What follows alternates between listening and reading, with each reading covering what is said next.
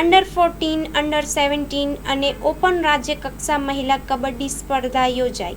નાયબ મુખ્યમંત્રી દંડક શ્રી કૌશિકભાઈ વેકરિયાએ ખેલાડીઓને પ્રોત્સાહિત કર્યા. અંડર 14, અંડર 17 અને ઓપન રાજ્યકક્ષા મહિલા કબડ્ડી સ્પર્ધા યોજાઈ. નાયબ મુખ્ય દંડક કૌશિકભાઈ વેકરિયાએ ખેલાડીઓને પ્રોત્સાહિત કર્યા. વિવિધ જિલ્લાઓમાંથી સ્પર્ધામાં ભાગ લેવા માટે આવેલા ખેલાડીઓને વિધાનસભા નાયબ મુખ્ય દંડક અને અમરેલી ધારાસભ્ય શ્રી કૌશિક વેકરિયાએ પ્રોત્સાહિત કર્યા હતા.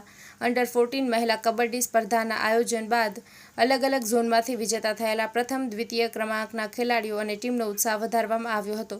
ઉલ્લેખનીય છે કે તાપી, અરવલ્લી, બોટાદ, જૂનાગઢ, મોરબી, અમદાવાદ, વડોદરા અને ડાંગ સહિતની કબડ્ડી ટીમોએ આ સ્પર્ધામાં ભાગ લીધો હતો.